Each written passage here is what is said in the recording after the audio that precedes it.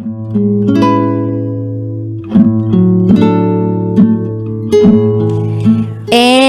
now, it's time for DJ Rocky's Secret Files.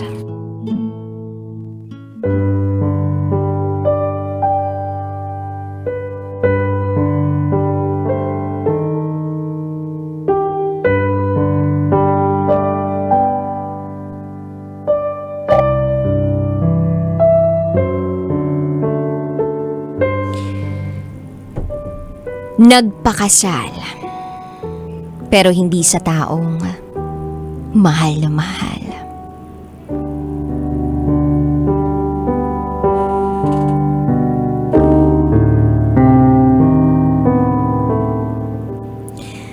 Hi DJ Rocky. Isa po ako sa avid fans ninyo. Lagi akong nakikinig sa programa mo. And today, gusto ko ring ibahagi ang kwento ko. Itago mo ko sa pangalang JM.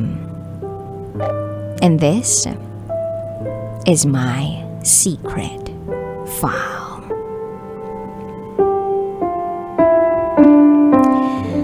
I got married 3 months ago. Kaya lang, nagpakasal ako. Pero alam ko na hindi kami okay ng partner ko. Pakiramdam ko, iba ang prioridad namin. Magkaiba. LDR kami for 3 years.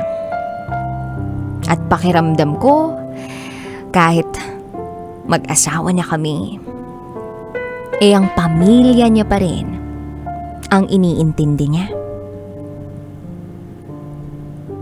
Kaya unti-unti, nawawalan ako ng gana.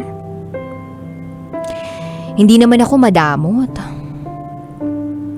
Pero sana, alam din niya yung limitasyon niya. Dumating ako sa punto na ayaw ko na talaga. Nakipaghiwalay ako sa asawa ko. Pero ayaw niya. Wala eh. Wala na akong maramdaman. Wala nang spark. Wala nang kilig. Pakiramdam ko wala na akong pagmamahal para sa kanya. So kahit nakikipaghiwalay ako sa kanya at ayaw niya, nanatili siya. Ako naman, nag-decide na lang ako na mag-explore. So kung ayaw niyang makipaghiwalay sa akin, bakit hindi na lang ako mag-explore? Kumbaga, i-enjoy yung sarili ko. Dati kasi, ayoko na lumalabas ng bahay. But since nangyari nga ito sa akin, naging komportable ako na makasama ang mga kaibigan ko. Naging okay ako with going out. So fast forward, meron akong nakilalang isang lalaki. He's always there for me. Hindi ko na sasabihin kung paano ko siya nakilala kasi baka mabisto pa ako. Pero siya yung taong nasasabihan ko ng mga sama ng loob ko. Itago natin siya sa pangalang JR.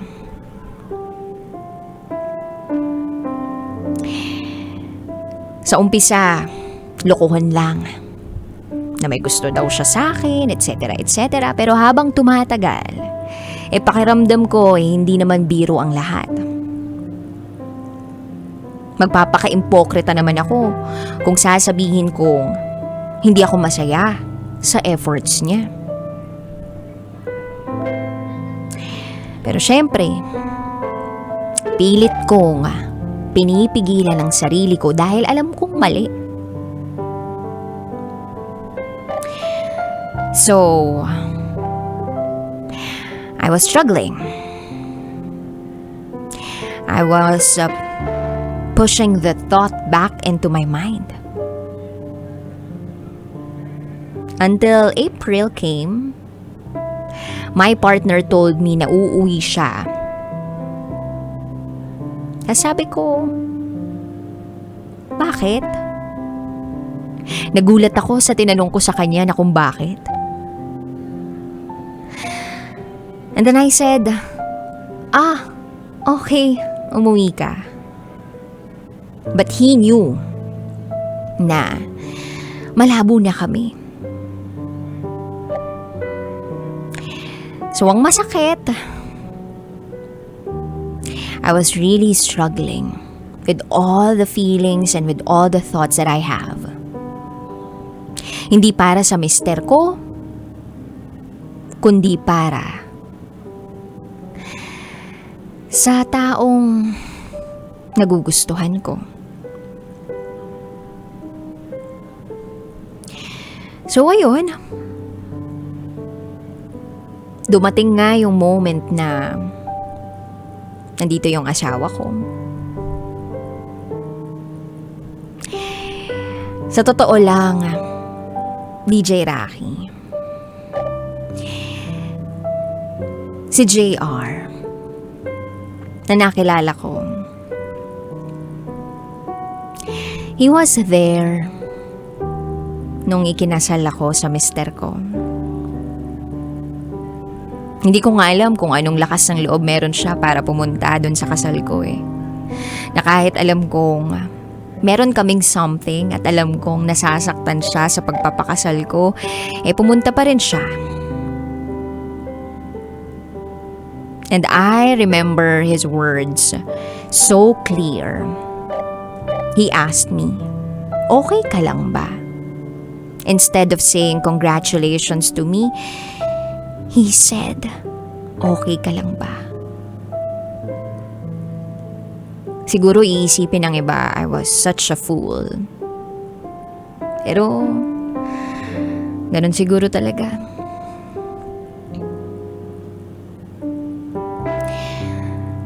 So, ayun na. Uuwi. 1 a.m. lasing.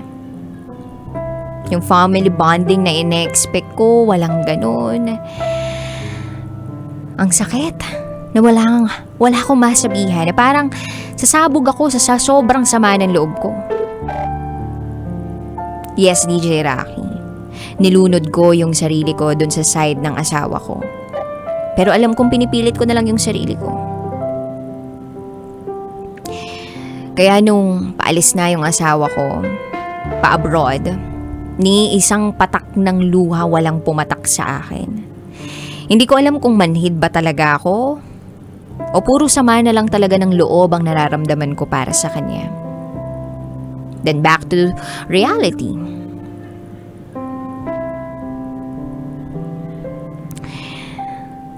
At syempre, back to JR ako na lagi kong nasasandalan. Na parang habang tumatagal, mas nauhulog ang loob ko sa kanya. Which alam ko namang mali. Komplikado ang lahat. Kasi kasal na ako eh. Pero pagkasama ko siya, ang sarap lang sa pakiramdam. Ang cool, ang chill, ang relax. Sa kanya ko nararamdaman yung happiness na hindi ko maramdaman sa asawa ko. Yung comfort, yung security nasa kanya. Kasi kapag nag-open ako sa kanya, sasabihin niya lang sa akin na fault-minded ako.